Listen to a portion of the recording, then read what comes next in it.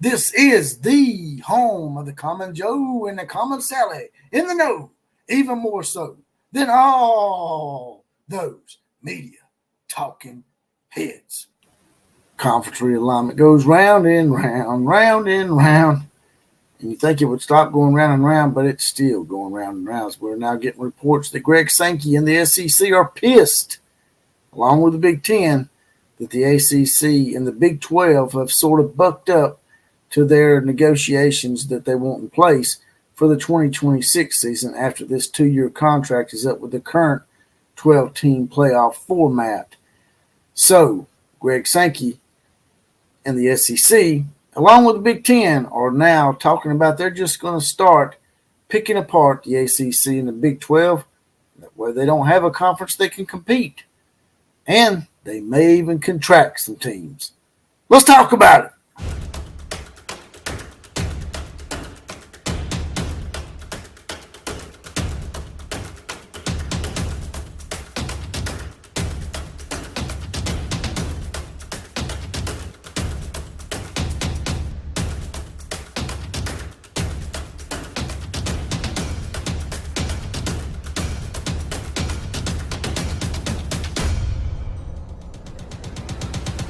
Well, it's another episode of The Outlaw of College Football. Let's go ahead and get those 4 horsemen shout-outs out of the way. And they go to Big Cojones Kelly, Mark Clark, James Stevens, and Trucking with Cliff are saddled up and mounted up and ready to go and help with today's college football invasion. And if you want to get your random 4 horsemen shout-out and get deputized and get your badge as well as possibly be the comment of the day, it's just $2.99 a month. 75 cents a week. That's just a half a bottle of water for the Outlaw. Also, you can support the program by doing the big 4 that are all free. Like, share, comment, and subscribe to this channel. Subscriptions are most important. Also, I can be contacted and found on X, aka Twitter, aka Elon's Hemorrhoids, whatever they're going to call it this week, under at OCF Productions. Now, getting right to it here. Seems like Greg Sankey's done got a little aggravated, pissed off. And I also saw an article today, I'm going to bring it up here in just a second, where Greg Swain, who accurately predicted Washington and Oregon were going to end up joining the Big Ten eventually after a bunch of people were saying that it was just going to be USC and UCLA, he has made a bold claim of certain teams that Greg Sankey and even the Big Ten and their commissioner are thinking about picking off to sort of put the ACC and Big 12 in check, because rumor has it that the ACC and the Big 12 sort of bucked up to the SEC and the Big Ten in the recent negotiations for the 2026 season that's coming up after this 2-year contract with the 12-team playoff. They're going to be doing a new restructured contract in 2026, and the Big 12 and the ACC, specifically I think the ACC, were not really wanting to concede certain things that the SEC and the Big Ten wanted. By the way, the Big Ten and the Big 12 need to change their damn names. The Big Ten maybe not. They've had the name first, and they've had the name for a very long time. But the Big 12 used to be the Southwest Conference and the Big 8 Conference, and they merged. But that's another topic for another day. But, yeah, they do need to change their name, so there's not so much confusion. Same thing with the ACC and the AAC. Go ahead and bring up the article that I promised you guys right now. It's by Andrew Hughes of Fly War Eagle Fly, his source being Greg Swain. Greg Swain, who correctly called Washington and Oregon, as I said in the lead-up, joining the Big Ten, has a new prediction. He says Florida State, Clemson, Oklahoma State, Kansas State, and Texas Tech will be joining the SEC, while the Big Ten will take Kansas, Notre Dame, North Carolina, and Virginia joining the Big Ten Conference. And the article goes on to say, right here, a lot of the parroting stuff, the so-called super conferences will begin poaching those schools that we just mentioned. And it goes on to say, Greg Swain wrote, there will be other Big 12 and ACC schools poached as well, but at this time, please, no wagering.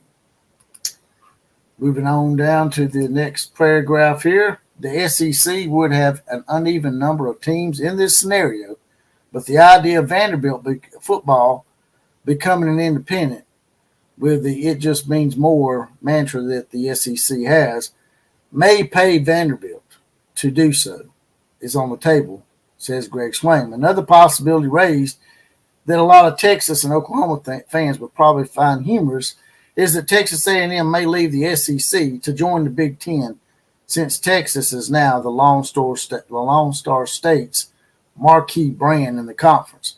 Texas A&M might have went along with the vote, but Texas A&M was not very happy with the SEC forcing them to go along with Texas and Oklahoma joining. I can tell you that much for sure. Also, it says here the SEC and the Big Ten do poach those schools. The ACC could add Memphis, Tulane, Washington State, Oregon State, UConn, and South Florida to replace them. And the thing that has me real curious here is why is this suddenly becoming a thing with the SEC specifically, and even the Big Ten, to go ahead and start taking more teams right after the ACC and the Big 12 sort of buck up to them and say, hey, look, we're not conceding that in 2026. What it says to me is that Greg Sankey, who everybody was saying was really pissed off at the whole thing, is thinking to himself now, well, if they're not going to go along with it, well, then let's just get together with the Big Ten, and then we'll just pick those two conferences apart to the point where they're not really considered power conferences, just like the Pac-12 was picked apart. So basically, once again, the Big Ten and the SEC, with Greg Sankey leading the charge, in my opinion, are basically bullying and strong-arming their way to eventually making this just the Big Two, because the ACC and the Big 12 don't want to acquiesce to their 2026 plans. So, like I said, just pick apart those two conferences, and they'll no longer really be considered power conferences at that point, maybe. I don't know. I don't know how it would pan out. And I've said this before and many other podcasts, if they continue picking those two conferences apart, then they may just secede from the NCAA and make their own league, and basically all the other teams that are left behind in the Big 12 and the ACC would have to form their own version of college football and have their own, I guess, maybe playoff or championship.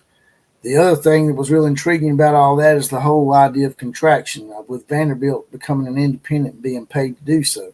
But there's other teams out there, too, that would probably be considered for contraction that really don't bring much to the table, like Mississippi State and the Starksville market. If you've ever been to Starksville, you know what I'm talking about. Not trying to be insulting, just saying. And the Big Ten, Northwestern, same thing as Vanderbilt, along with maybe Purdue, teams like that. But I don't know. It just keeps going round and round. You guys and gals, tell me what you think about all this. What's your ideas about conference realignment going forward, and where do you think it's going to stop? And you think it's just going to be the Big Two conference eventually, like a lot of people are saying? Drop in the comment section.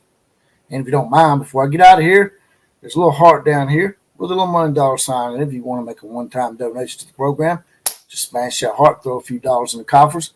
As I said earlier before, you can also join the Outlaw Posse, now for $2.99 a month, 75 cents a week. It's just a half a bottle of water for the Outlaw. You'll get your badge, you'll get deputized, get a random Four Horsemen shout out, as well as possibly be the comment of the day. Like, share, comment, and subscribe to this channel. It's the Big Four, and they're free. KMCA, all the other teams, class is now officially dismissed.